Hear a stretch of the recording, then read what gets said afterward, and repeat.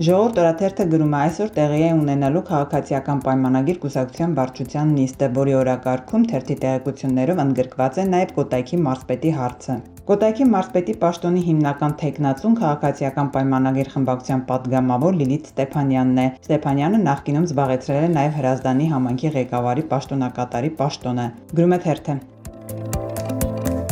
Հրապարակ թերթը գրում է, մինչ Փաշինյանը ձգում է Կոտայքի մարզպետի թափուր պաշտոնը համալրելու գործընթացը, ինքնաառաջադրվողների միջև թեժ պայքար է ընթանում։ Այդ պաշտոնի վրա աչք ունի նաև Ծաղկաձորի համայնքապետ Նարեկ Հարությունյանը, ավելի ճիշտ ՔՊԱ-կան նախկին պատգամավորներ Խաչատուր Սուքիասյանն ու Վաղարշակ Հակոբյանն են փորձում առաջ տանել նրա թեկնածությունը, քանի որ Ծաղկաձորում էլիտար շենքեր կառուցելու համատեղ բիզնես ունեն եւ կարծում են, որ եթե քաղաքապետը մարզպետ դառնա, իրենց բիզնես գործունեությունն անխափան կծավալեն մարզում։ Գրում է թերթը։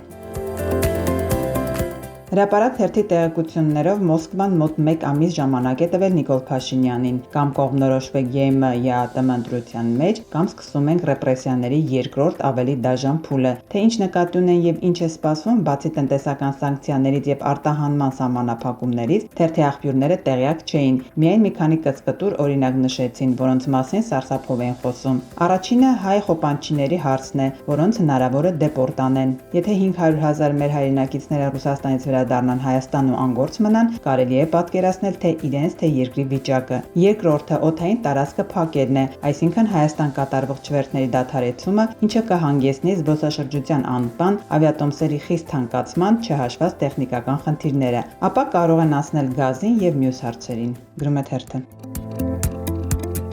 Ժողովուրդ օրաթերթը գրում է, Ռուսաստանի անասնաբուժական եւ բուսասանիտարական վերահսկողության դաշնային ծառայությունը հայտնել էր, որ հուլիսի 23-ին Սմոլենսկի մարզում ոչնչացվել է Հայաստանից ներկրված 39,000 հատ թարմ կտրած վարդի խմբականակ։ Հայկական ծաղիկների արտահանման շուրջ ստեղծված պատմությունը վերածվում է ոչ միայն մեկ գործարարի կրած վնասի, այլև պետական վերահսկողության եւ պատասխանատվության լուրջ հարցի։ Եթե ռուսական կողմը հրապարակայնորեն նույնականացրել է բեռը որպես հայկական ծագման եւ նշել դրա ծավալը, ինչու Հայաստանի իրավասու մարմինը տվյալ խմբականակի վերաբերյալ որևէ տեղեկություն չունի։ Ինչու է հայկական արտադրանքը հայտնվել Ռուսաստանի սահմանին, երբ դրա մուտքը սահմանափակված է։ Առաջանում է շատ ավելի կոնկրետ հարց. ինչ փաստաթղթերով է բեռը շարժվել Բելարուսից դեպի Ռուսաստան, ով է դրանք տրամադրել եւ արդյոք այդ փաստաթղթերը որևէ կապ ունեցել են Հայաստանի իրավասու մարմինների կողմից տրամադրված բուսասանիտարական փաստաթղթերի հետ։ ՍԱՏՄ-ն ասում է դեպի Ռուսաստան հավաստագիր չի տրամադրում։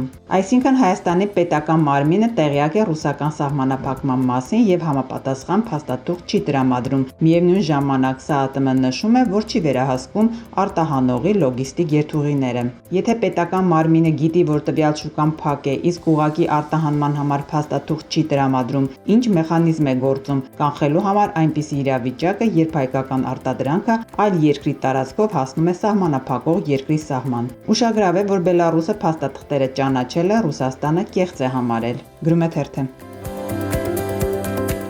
Ժողովուրդ օրաթերթի տեղեկություններով օգոստոսի 18-ին Արցախի պաշտոնյաների եւ ազգային ժողովի բոլոր խմբակցությունների պատգամավորների միջև նախատեսվում է քննարկում։ Քննարկման հիմնական թեմաներից մեկը Արցախի ազգային ժողովի նոր նախագահ եւ նախագահի տեղակալ ընտրելու հարցն է։ Ազգային ժողովի նախագահի ընտրությունից հետո քննարկման օրակարգում կարող է հայտնվել նաև Արցախի հանրապետության նախագահի ընտրության հարցը։ Այստեղ, սակայն, որոշակի խնդիրներ են առաջանում։ Արցախի գործող իրավակարգավորումների համաձայն նախագահի տեխնացու կարող են առաջադրել եւ նախագահ կարող է ընտրվել նաև խորհրդարանի падգամավորներից մեկը։ Սակայն թերթի տեղեկություններով Արցախի ազգային ժողովի խմբակցությունների падգամավորներից որևէ մեկը ներկայում պատրաստակամություն չունի ստանձնելու Արցախի նախագահի պարտականությունները։ Հիմնական պատճառը Հայաստանի իշխանությունների կողմից հնարավոր հետապնդումներից խուսափելն է։ Միաժամանակ քննարկվել է Արցախի պետնախարար Նժդեհ Իսկանդարյանի եւ հասարակական գործիչ Անաստաս Իսրայելյանի թեկնածությունների հարցը։ Գրում է թերթը։